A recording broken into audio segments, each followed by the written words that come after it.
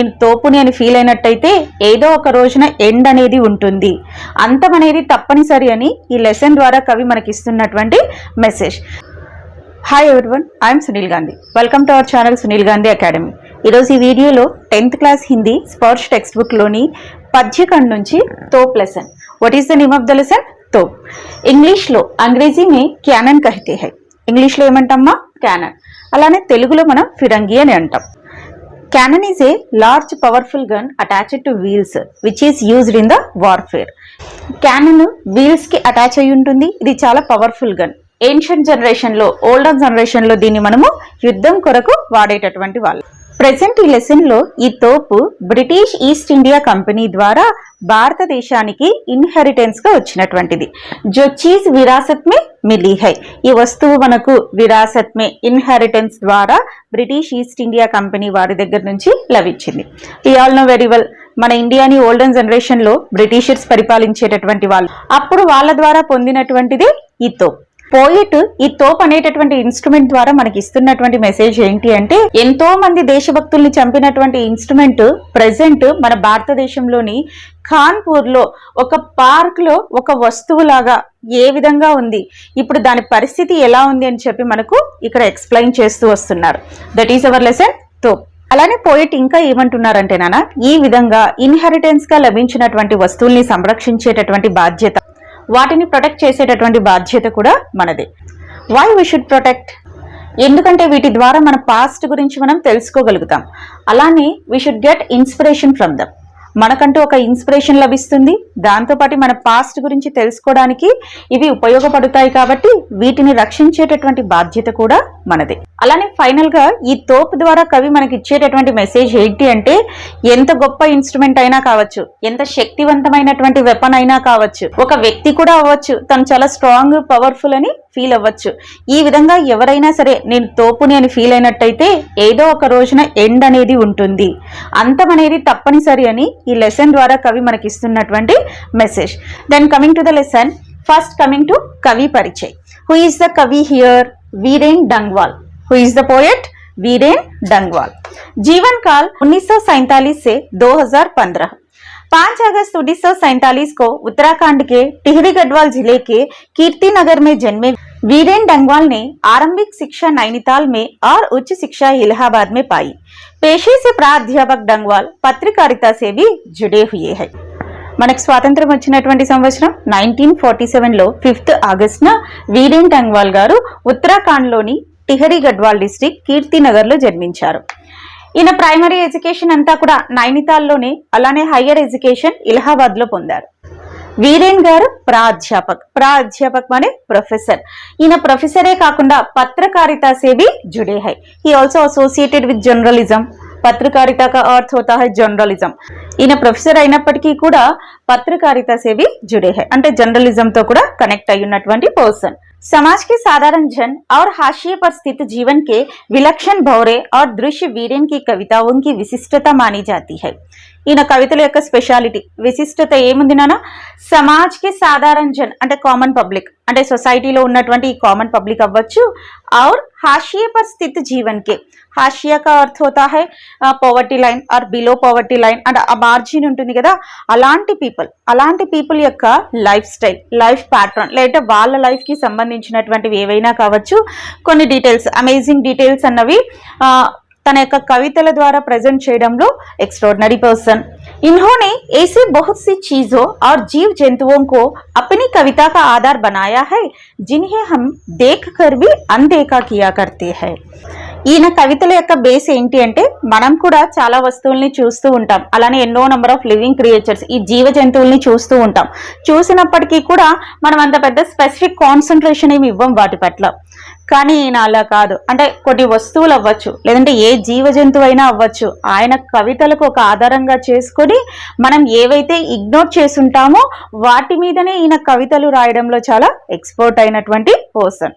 అలాంటి ఒక వస్తువే మనం జనరల్ గా చూసే ఉంటాము, తోప్, క్యానన్. కానీ మనం ఎప్పుడు దాని మీద కవిత రాయాలనేటటువంటి ఊహ మనకు ఉంటుందా? ఉండదు. కానీ వీరేన్ డంగ్వాల్ గారు చూడండి, ఆ తోప్ అనేటటువంటి ఇన్స్ట్రుమెంట్ ని తీసుకొని ఇక్కడ కవితను రాయడం జరిగింది. ఇదే ఈయన కవితల యొక్క స్పెషాలిటీ। वीरेन के अब तक 2 कविता संग्रह इसी दुनिया में और दुष्चक्र में सृष्टा प्रकाशित हो चुके हैं।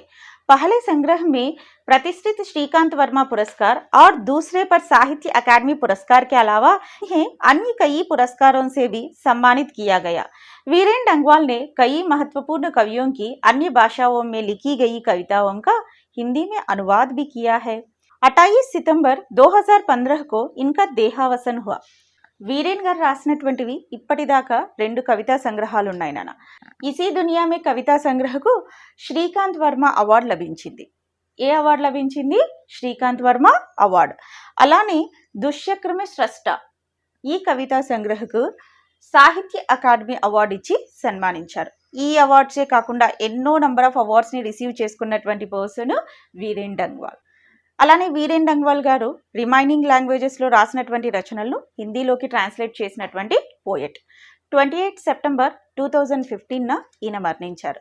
దిస్ ఈజ్ అబౌట్ కవి పరిచయ్ Viren Dangwal. Then coming to the पाठ प्रवेश। प्रतीक और धरोहर 2 किस्म की हुआ करती है। प्रतीक का अर्थ होता है चिन्ह, सिंबल। धरोहर हेरिटेज यानी विरासत में मिली అంటే ఏంటి? ఇన్హెరిటెన్స్ గా వచ్చినటువంటిది। ఈ రెండు కూడా 2 టైప్స్ అంటున్నారు। Here symbol and heritage are of 2 types। एक वे जिन्हें देखकर या जिनके बारे में जानकर हमें अपने देश और समाज की प्राचीन उपलब्धियों का भान होता है, और दूसरी वे जो हमें बताती है कि हमारे पूर्वजों से कब और क्या चूक हुई थी, जिसके परिणाम स्वरूप देश की कई पीढ़ियों को दारुण दुख और दमन झेलना पड़ा था। ఇక్కడ పోయిట్ ఏమంటున్నారంటే నాన్న, symbol and heritage are of 2 types. ఇక్కడ ఫస్ట్ ఏమంటున్నారు? ఈ ఏన్షియంట్ అచీవ్మెంట్స్, ప్రాచీన ఉపలబ్ధియోన్సే, ఈ ఏన్షియంట్ అచీవ్మెంట్స్ ద్వారా మన దేశం గురించి, మన సమాజం గురించి మనకు అవేర్నెస్ అన్నది క్రియేట్ అవుతుంది। అలానే ఇంకొకటి ఏంటి అంటే, మన పూర్వీకులు, మన యాన్సిస్టర్స్, హమారే పూర్వజ్ ఎప్పుడు ఏ విధమైనటువంటి మిస్టేక్ చేశారు, ఆ మిస్టేక్ వల్ల మనం ఎలాంటి రిజల్ట్స్ ని ఇక్కడ అనుభవించాల్సి వచ్చింది, నెక్స్ట్ నంబర్ ఆఫ్ జనరేషన్స్ ఆ సివియర్ పెయిన్ తో, సఫరింగ్ తో ఏ విధంగా సఫర్ అయ్యారని మనం తెలుసుకోగలుగుతామని చెప్పి చెప్తున్నారు। Second paragraph. ప్రస్తుత పాఠ में ऐसे ही 2 प्रतीकों का चित्रण है। प्रेजेंट మన లెసన్ లో కూడా ఇలాంటి 2 ప్రతీకలు, ఇలాంటి 2 సింబల్స్ గురించి ఇక్కడ చెప్పడం అన్నది జరిగింది। पाठ हमें याद दिलाता है कि कभी ईस्ट इंडिया कंपनी भारत में व्यापार करने के इरादे से आई थी। भारत ने उसका स्वागत ही किया था, लेकिन करते कराते वह हमारी शासक बन बैठी। ఇక్కడ యాక్చువల్ గా స్టార్టింగ్ లో ఈస్ట్ ఇండియా కంపెనీ పీపుల్ మన దేశంలోకి ఎలా ఎంటర్ అయ్యారు? ట్రేడ్ పర్పస్, వ్యాపార करने के लिए ట్రేడ్ చేయాలనేటటువంటి పర్పస్ తో, ట్రేడ్ చేయాలనేటటువంటి ఇంటెన్షన్, ఉద్దేశంతో మన భారతదేశంలోకి ఎంటర్ అయ్యి ఉన్నారు। అలానే వాళ్ళు ట్రేడ్ చేస్తూ చేయిస్తూ ఏం చేశారు? ఫైనల్ గా మనకు రూలర్స్ గా తయారైపోయారు, మన మీద అధికారాన్ని చేయడం స్టార్ట్ చేసేశారు। उसने कुछ बाग बनवाए तो कुछ तोपे भी तैयार की। ఆ సమయంలో ఈ British East India company people వాళ్ళ ద్వారా కొన్ని పార్క్స్, భాగ్ కా అర్థ్ క్యా హై? పార్క్, ఉద్యానవనాలు ఏర్పాటు చేశారు। అలానే తోప్, कैनन्स కూడా। तोपों ने इस देश को फिर से आजाद कराने का सपना साकार करने निकले जाबाजों को मौत के घाट उतारा। मौत के घाट उतारा, it is one of the idiom, ముహావరా అంటాం, మారుదేనా అంటే ఈ British East India company people ద్వారా ఏదైతే మన భారతదేశంలోకి ఎంటర్ అయినటువంటి ఈ తోపు ఉందో, మా భారతదేశానికి స్వాతంత్రం కావాలి అని చెప్పి వాయిస్ రైజ్ చేసినటువంటి ఎంతో మంది వీరులను చంపేయడం అన్నది జరిగింది। पर एक दिन ऐसा भी आया जब हमारे पूर्वजों ने उस सत्ता को उखाड़ फेंका, तोप को निस्तेज कर दिया।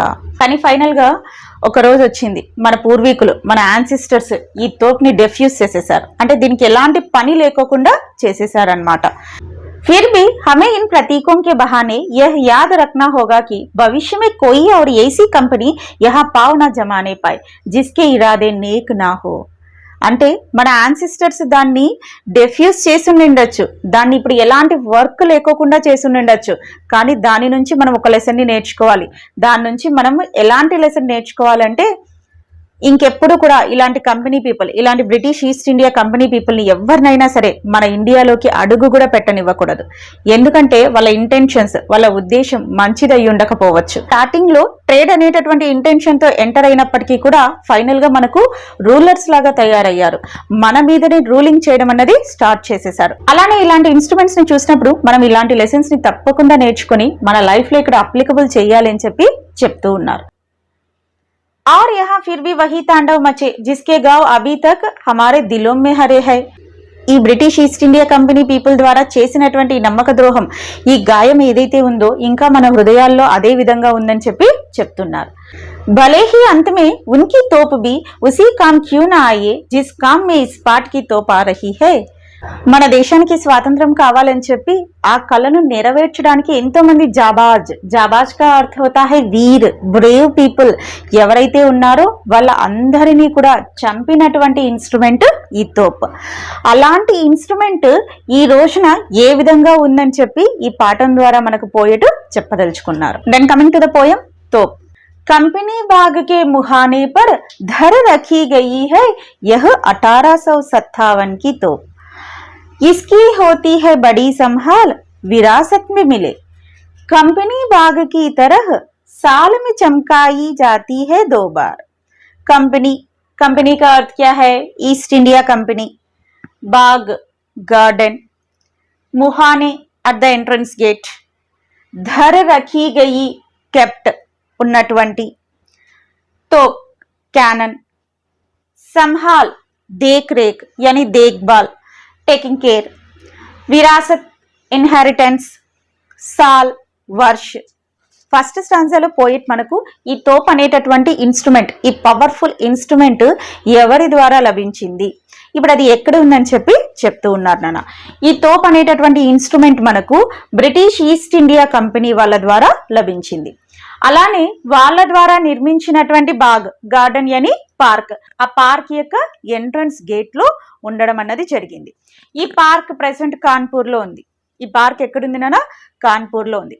కాన్పూర్ లో British East India company people ద్వారా ఏర్పాటు చేసినటువంటి ఉద్యానవనం గేట్ దగ్గర, ఎంట్రన్స్ గేట్ దగ్గర పవర్ఫుల్ స్ట్రాంగ్ వెపన్ ఈ తోప్ అన్నది ఉంది. ఈ తోపు ఎప్పుడు మన భారతదేశంలోకి వచ్చింది? 1857, ఫస్ట్ ఇండిపెండెన్స్ వార్, పహలా స్వతంత్రతా సంగ్రామ్. 1857 అంటేనే మనందరికీ బాగా తెలుసు, మన ఇండియన్ హిస్టరీలో ఫస్ట్ ఇండిపెండెన్స్ వార్ అన్నది స్టార్ట్ అయింది. ఆ ఫస్ట్ ఇండిపెండెన్స్ వార్లో భారతదేశస్తుల్ని ఎదుర్కోవడం కొరకు, లేదంటే భారతదేశస్తుల్ని అణిచివేయడం కొరకు బ్రిటిషర్స్ యూజ్ చేసినటువంటి వార్ ఇన్స్ట్రుమెంట్ తోప్. అందుకే అంటున్నారు ప్రెసెంట్ ఈ ఇన్స్ట్రుమెంట్ ఎక్కడుందంటున్నా? కంపెనీ బాగ్ కే ముహానే పర్ ధర రఖీ గయి హై యహ్ 1857 की तोप. ఈ తోపు ఎప్పుడుది? 1857 తోప్. ఆ ఇన్స్ట్రుమెంట్ 1857 లో భారతదేశంలోకి ఈస్ట్ ఇండియా కంపెనీ పీపుల్ ద్వారా వచ్చింది. ఇస్కీ హోతీ హై బడీ సంభాల్ విరాసత్ మే మిలే కంపెనీ బాగ్ కీ తరహ్. యాక్చువల్గా ఇది ఇన్హెరిటెన్స్ ద్వారా, విరాసత్ కా అర్థ్ క్యా హై? ఇన్హెరిటెన్స్ అంటే మన యాన్సిస్టర్స్ ద్వారా మనకు లభించినటువంటి దాన్ని మనం ఇన్హెరిటెన్స్. ఎవరి ద్వారా మనకు లభించిందంట? ఈస్ట్ ఇండియా కంపెనీ పీపుల్ ద్వారా లభించింది. అలానే దీన్ని మనం ఇప్పటి వరకు కూడా టేక్ కేర్ చేస్తున్నాం, దాన్ని సంరక్షిస్తూ వస్తున్నాం. దీన్ని సంరక్షించడమే కాకుండా ఇక్కడ ఇయర్లో 2 times దీన్ని డెకరేట్ చేయడం అన్నది జరుగుతోంది. ఇయర్లో 2 times మనం డెకరేట్ చేస్తున్నాం. ఏ సందర్భాల్లో డెకరేట్ చేస్తున్నాం? Yes, Swatantrata Divas and Gantantrata Divas. మన భారతదేశంలో ఎప్పుడైతే మనము ఆగస్టు 15న స్వతంత్రతా దివస్, అలానే జనవరి 26న ఈ గణతంత్రతా దివస్ అన్నది సెలబ్రేట్ చేస్తున్నామో ఆ రోజుల్లో ఈ ఉద్యానవనంతో పాటుగా ఈ తోప్ని కూడా స్పెసిఫిక్గా ఇక్కడ మనము డెకరేట్ చేయడం అన్నది జరుగుతూ వస్తుందన్నమాట.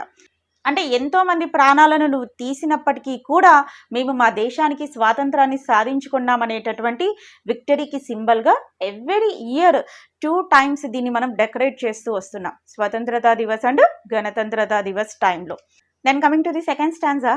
సుబహ్ శామ్ కంపెనీ బాగ్ మే ఆతే హై బహుత్ సే సైలానీ उन्हें बताती है यह तोप की मैं बड़ी जबर उड़ा दिए थे मैंने अच्छे अच्छे सूरमाओं के दज्जे अपने जमाने में. सैलानी, सैलानी का अर्थ क्या है? पर्यटक और यात्री, टूरिस्ट. जबर जबर का अर्थ होता है ताकतवर, पावरफुल, शक्तिशाली। दज्जे, दज्जे का अर्थ है चितड़े चितड़े करना, पीसेस पीसेस చేయడం నానా। वीर, वॉरियर्स। जमाने का अर्थ क्या है? समय, టైం పీరియడ్।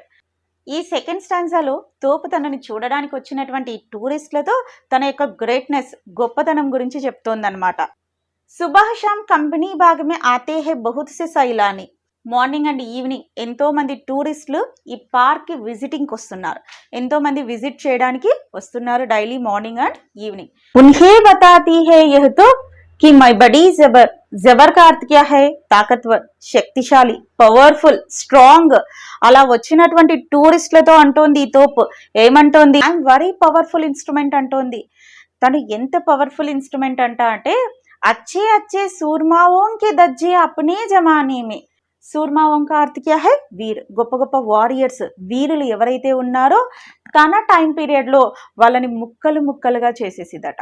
అంటే ఏంటి? మా దేశానికి స్వాతంత్రం కావాలి అని ఎవరైతే ఈ బ్రేవ్ పీపుల్ ఉన్నారో ఆ సమయంలో పోరాడినటువంటి ఆ బ్రేవ్ పీపుల్ని ఇక్కడ చంపేయడం అన్నది జరిగింది। అంటే పీసెస్ పీసెస్గా చేసినటువంటి ఇన్స్ట్రుమెంట్ ఏంటి నాన్న? తో సమయంలో బ్రిటిషర్స్ భారతదేశస్తుల్ని, అలానే భారతదేశంలో ఉన్నటువంటి వారియర్స్ని అణిచివేయడం కొరకు ఈ తోప్ అనేటటువంటి ఇన్స్ట్రుమెంట్ని ఉపయోగించారనమాట। ఈ ఇన్స్ట్రుమెంట్ వల్ల ఎంతో మంది భారతదేశానికి చెందినటువంటి వీరులు మాకు స్వాతంత్రం కావాలి అని ముందుకొచ్చినటువంటి వాళ్ళు చనిపోవడం అన్నది జరిగింది। అందుకే అంటోంది చాలా గొప్పగా, ఎంతో మంది వీరుల్ని నేను ముక్కలు ముక్కలుగా, పీసెస్ పీసెస్గా చేశానని చెప్పి చాలా గర్వంగా చెప్తోంది। ఎప్పుడు చేసిందట? తన టైం పీరియడ్లో, ఆ తోపు వర్కింగ్ కండిషన్లో ఉన్నప్పుడు ఈ విధంగా చేయడం అన్నది జరిగిందని ఆ పర్యాటకులు, ఆ ఉద్యానవనానికి వచ్చినటువంటి ఆ టూరిస్టులతో చెప్తోందనమాట। అంటే మన భారతదేశానికి చెందినటువంటి ఎంతో మంది వీరులను ఈ తోపు, ఈ ఇన్స్ట్రుమెంట్ ఏదైతే ఉందో చంపేయడం అన్నది జరిగింది। జనరల్గా మనం కూడా పార్క్ వెళ్ళినప్పుడు ఇలాంటి ఇన్స్ట్రుమెంట్స్ని చూస్తూ ఉంటాం, చూసి కూడా మనం వాటి గురించి పెద్దగా పట్టించుకోం। కానీ రైటర్ చూడండి మనకు ఎంత అవేర్నెస్ క్రియేట్ చేస్తున్నారు। अब तो बहरहाल छोटे लड़कों की घुड़सवारी से अगर यह फारिग हो तो उसके ऊपर बैठकर चिड़िया ही अक्सर करती है गपशप। कभी कभी शैतानी में वे इसके भीतर भी घुस जाती है, कास कर गरइए। वे बताती है कि दरअसल कितनी भी बड़ी हो तो एक दिन तो होना ही है उसका मुंह बंद। बहरहाल, बहरहाल का अर्थ क्या है? अभी, फिलहाल। गुड़ सवारी, घोड़े की सवारी। फारिग, खाली। चिड़िया, स्पैरो। अक्सर, तरचुगा, ऑफन। गपशप, बातें करना। शैतानी, परेशान करना यानी शरारत करना। भीतर, इनसाइड। गौरయ్యే, స్పారో। దరఅసల్, వాస్తవమే। లాస్ట్ స్టాన్జాలో పోయెట్ ఏమంటున్నారంటే నాన్న, ప్రెజెంట్ ఆ తోప్ యొక్క కండిషన్ ఏ విధంగా ఉంది? దెన్ సి కండిషన్ ఎలా ఉంది అంటే, अब तो बहरहाल छोटे लड़कों की गुड़ सवारी से, ఆ పార్క్లోని ఎంట్రన్స్ గేట్ దగ్గర ఉన్నటువంటి తోపు ఏదైతే ఉందో చిన్నపిల్లలు దాని మీద ఎక్కి హార్స్ రైడింగ్ ఆడుతున్నారంట। అంటే ఒక ఆట వస్తువులాగా మారిపోయింది। ఒకప్పుడు చాలా పవర్ఫుల్ ఇన్స్ట్రుమెంట్, ఇప్పుడు ఎలా మారిపోయిందంట? ఆట వస్తువు। పిల్లలు ఏం చేస్తున్నారు? దాని మీద కూర్చొని గుడ సవారీ అంటే హార్స్ రైడింగ్ అన్నది చేస్తున్నారు। अगर यह फारिग हो तो उसके ऊपर बैठकर चिड़िया ही अक्सर करती है गपशप। చిడియా, బర్డ్స్, స్మాల్ స్మాల్ బర్డ్స్ అన్నవి ఉంటాయి కదా, స్పారోస్ అవి ఇవి। ఈ బర్డ్స్ అన్ని ఏం చేస్తున్నాయంట? ఒకవేళ అది ఎంటీగా ఉంది, పిల్లలు ఎవరు దాని మీద ఆడుకోవడం లేదు, అప్పుడు ఈ స్పారోస్ దాని మీద కూర్చొని, ఆ తోప్ అనేటటువంటి ఇన్స్ట్రుమెంట్ మీద కూర్చొని ఒకదాంతో ఒకటి మాట్లాడుకుంటూ ఉన్నాయంట। బర్డ్స్ మాట్లాడుకుంటూ ఉన్నాయి అంటే ఏంటి? బర్డ్స్ దేని గురించి మాట్లాడుతూ ఉండిండవచ్చు? ఆ తోప్ గురించి అయినా అవ్వచ్చు, దేని గురించి అయినా అవ్వచ్చు। ఒకప్పుడు నువ్వు చాలా పవర్ఫుల్ వెపన్ కదా, కానీ ఇప్పుడు నీ పొజిషన్ చూసావా అని కూడా మాట్లాడుతూ ఉండవచ్చు। ఈ విధంగా ఆ ఇన్స్ట్రుమెంట్ని పిల్లలు ఒక ఆట వస్తువులాగా, అంటే హార్స్ రైడింగ్, దాని మీద కూర్చొని హార్స్ రైడింగ్ చేస్తున్నట్టుగా ఫీల్ అవుతున్నారు। అలానే చిన్న చిన్న బర్డ్స్ అన్నీ కూడా దాని మీద కూర్చొని మాట్లాడుకుంటూ ఉన్నాయి। कभी कभी शैतानी में वे इसके भीतर भी घुस जाती है, खास कर गौरయ్యే। అలానే చిన్న చిన్న పిచ్చుకలు ఉంటాయి కదా, స్పారోస్ ఉంటాయి కదా, అప్పుడప్పుడు ఏం చేస్తాయంట? ఇవి అల్లరి చేస్తాయి। శైతాని అంటే ఏంటన్నా? చాలా నాటీ స్పారోస్। ఈ నాటీ వర్క్స్లో భాగంగా ఆ స్పారోస్ ఏం చేస్తున్నాయంట? ఆ తోపు లోపలికి వెళ్ళిపోతున్నాయి। అంటే ఆ తోపు ఇన్స్ట్రుమెంట్ ఏదైతే ఉందో ఇలా మౌత్ ఓపెన్ అయి ఉంటుంది కదా, ఆ ఇన్స్ట్రుమెంట్ లోపలికి వెళ్తున్నాయి. ఆ ఇన్స్ట్రుమెంట్ లోపలికి వెళ్ళి కూడా అవి అల్లరి చేస్తూ అంటే ఈ నాటీ వర్క్స్ అన్నీ చేస్తూ ఆ తోపుని ఇబ్బంది పెడుతూ వస్తున్నాయన్నమాట. ఈ విధంగా చేసేటటువంటి బర్డ్ ఎస్పెషలీ గౌరయ్యి. గౌరయ్యి కా అర్థ హోతా హై స్పారో. అలానే వే బతాతీ హై కి దరఅసల్ కితనీ భీ బడీ హీ హో తోప్ ఏక్ దిన్ తో హోనా హై ఉస్కా ముహ్ బంద్. ఫైనల్గా ఇక్కడ అంటున్నాయి, అది ఎంత పవర్ఫుల్ వెపన్ అయినా అవ్వచ్చు, ఎంత స్ట్రాంగెస్ట్ వెపన్ అయినా అవ్వచ్చు, ఎంత పవర్ఫుల్ ఇన్స్ట్రుమెంట్ అయినా అవ్వచ్చు, కానీ ఏదో ఒక రోజున దాని మౌత్ అన్నది క్లోజ్ అవ్వాల్సిందే. ఒక ఎండ్ అనేది ఉంటుంది, ఒక అంతం అనేది ఉంది అని చెప్పి చెప్తున్నారు. ఒక పర్సన్ అవ్వచ్చు, ఒక ఇన్స్ట్రుమెంట్ అవ్వచ్చు, నేను చాలా పవర్ఫుల్ స్ట్రాంగ్, నేను తోపునన్నంత మాత్రాన అది తన టైం పీరియడ్ వరకు మాత్రమే. ఏదో ఒక రోజున ఒకానొక సమయంలో డెఫినెట్గా వాటి యొక్క అంతం అన్నది ఉంటుంది. ఈ విషయాన్ని గుర్తుంచుకోవాలని చెప్పి పోయెట్ ఇక్కడ మనకి ఇస్తున్నటువంటి message. This is our lesson Top cannon. Next వీడియోలో మనం ఇంకొక లెసన్తో మీట్ అవుదాం. Now signing of.